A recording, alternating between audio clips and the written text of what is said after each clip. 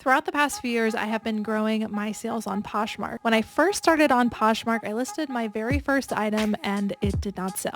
It got zero attention and I gave up the first time I tried. I decided to hop back into Poshmark towards the end of 2019, and I'm so glad I decided to try that because at the end of 2019, I was able to scrape by with just $4,500 in gross sales that year. And that's the year I decided to start taking Poshmark seriously and cross-post all of my listings over there. My sales continued to grow each year that I was consistent on Poshmark and applied different strategies that I was learning. My sales continued to grow each year, with my sales in 2023 being around $136,000. And in 2024, I was able to maintain that with my sales being around $132,000. Although my Poshmark closet has gone through many ups and downs, it continues to be a steady stream of income for me. There are three things that I attribute my growth in sales to on Poshmark. And in fact, this is the exact roadmap that I always come back to whenever my sales are feeling a little slow. Number one is that I make sure I am optimizing my listings.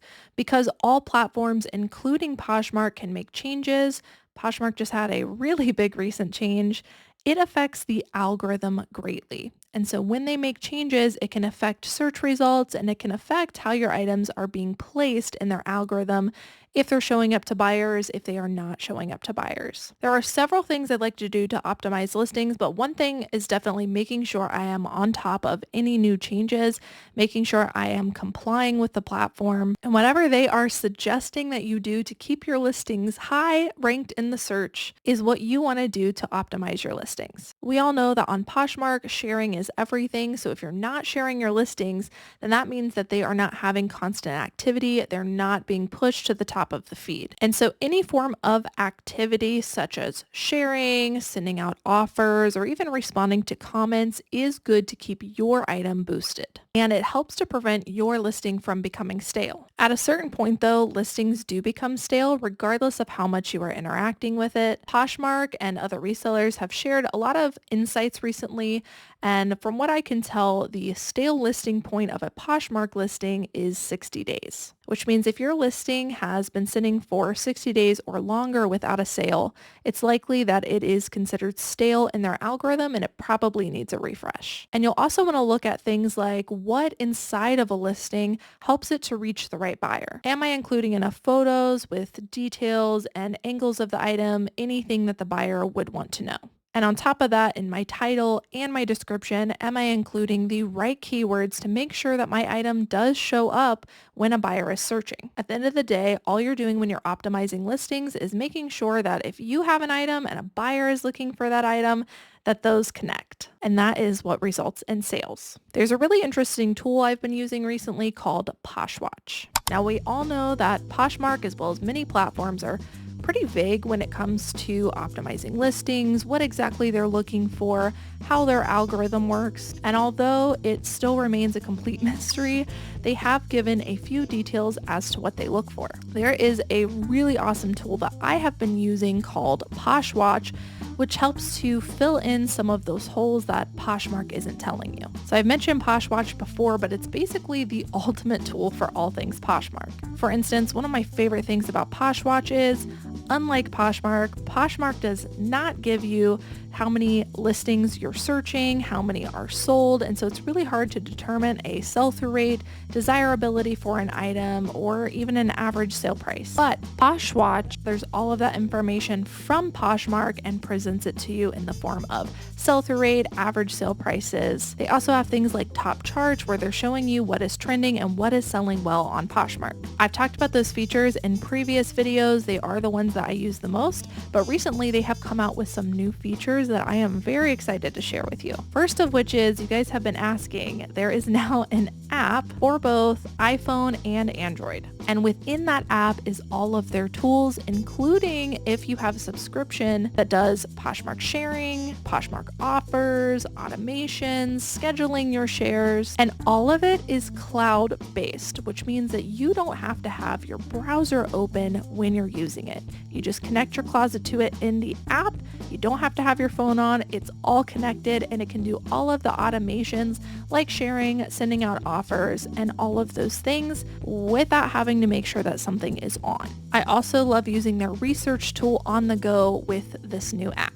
Basically, I can comp everything while I'm actually at the thrift store and have comps specifically for Poshmark. And when you connect your closet to that app, they're able to start analyzing your Poshmark closet and start looking at all of the optimizations that I just talked about. So this new closet report feature will go through your listings and let you know what is showing up as stale in the Poshmark algorithm. Do you need to include more pictures? Are there some keywords that you're possibly missing? And it will give you a rundown of where your store is at, what listings you need to address, and what you need to address in the listings. This is a really awesome tool and one I wish I would have had when I started Poshmark, because you can basically do everything now on the go and in the app.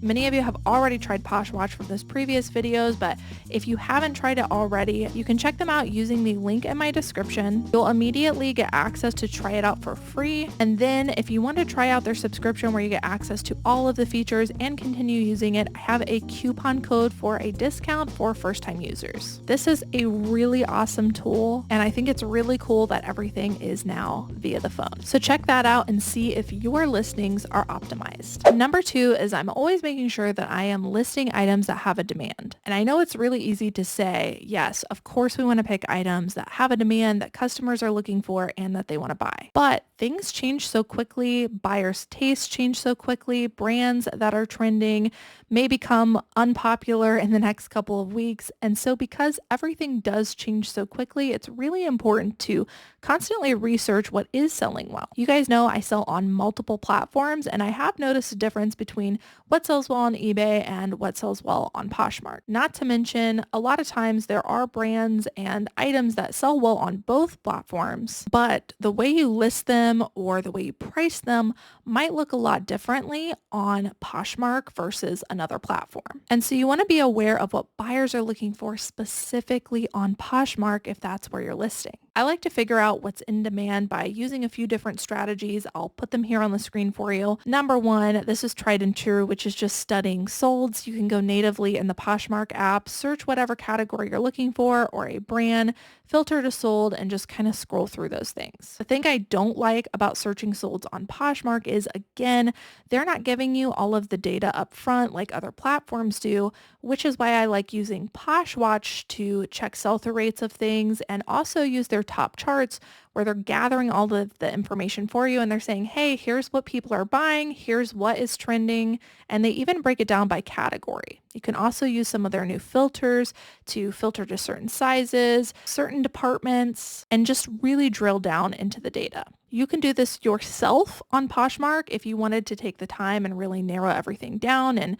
write down all of those metrics, but Poshwatch can be a great place to do that by using their top charts. Another way I like to see what items are in demand is by checking my own closet. I think this is a really underutilized strategy, which is figuring out what sells well for you, because somebody else might be able to sell a pair of Lululemon leggings, but if you can't do it, then it's not worth picking up. And so I like to hone in on what my buyers are looking for because that's obviously what I'm the best at, what I have the best understanding of with those core customers, and clearly I understand the keywords to use. So I like to just lean into what's already working well. You can do that by looking in 2 places. One would be your closet insights. This is where you can go and look at what brands are selling really well for you in terms of quantity and average sale price. And so again, you can lean in on those brands that are selling well and try to source those and lean into those buyers. Something else I like to do is sort to my most liked items. I recommend filtering to your availables and not including your solds when you sort this way because your solds could be, years ago. So I recommend sorting to available and then flipping to your most liked. And your most liked items and the ones that are still available are going to tell you what people want to buy. You can study maybe your top 50 items and try to figure out if there are any patterns. Are there any keywords, any particular brands, any particular styles, possibly even sizes or color that are frequently showing up in your top results? Those are probably what your buyers are looking for. Now, of course, likes mean nothing if the item isn't selling. And so if you're filtering to your available listings and then sorting to your most liked, and you notice that those items have been sitting around for a while, it's likely that it's not that the item isn't in demand, it's just that it's priced ineffectively. Which brings me to number 3, which is you've got to price your items effectively. Now, pricing effectively looks different depending on which platform you're listing on. On Poshmark as a platform, because you cannot turn offers on or off, you kind of have to just work with what the platform is giving you. And so I'm going to tell you my exact strategy for what works for me. So I think there's 3 types of pricing that we need to address. Number 1 would be your market price. So what are things actually selling for on average? So when you're doing your research on an item, whether you're going directly through the Poshmark solds or you're using the Poshwatch research tool, and you're seeing, hey, this is the average sale price for this exact item or items very, very similar, plus this is the sell-through rate, and then you're considering all of that, and then based on sell-through rate, maybe you want to price higher or lower, but you're deciding what is the market price. What are people on average paying for items similar to yours? And then there is your intended price. So whether the market price is what you're following or you go outside of that, what is your intended price? And then number 3 would be what you actually list the item for, the listed price. And those are all 3 different things, but they work in combination as to whether an item will sell or not. And so here's what I'll say about my own strategy and what I have found works best for my closet. I found that I make the most sales whenever I do account for offers, so I'm pricing a little bit higher than the market price, so what people are on average are probably going to pay. My intended price is always the market price or slightly lower. I would only intend to take less than what market value is if the sell-through rate is pretty low on an item. And that's just to remain competitive and make sure it moves quickly. So usually my market price and my intended price are the same. But because Poshmark allows for offers, I usually add $5 to $10 or sometimes even more if it's a higher priced item to my intended price when I go to list the item. And so my listed price is slightly inflated. What I have found works best for me is I generally don't go above 20 to 30% above what I actually intend to get for the item. What works best for me is keeping my listed price pretty darn close to my intended price with just a slight inflation. And then where I find the most traction is by sending out automatic offers to watchers for a discount to get that price to the intended market price for the buyer. So for instance, I might list something for $30, but really I only intend to get $25 for it. And then I'll set up automatic offers to watchers, people who have an interest in the item.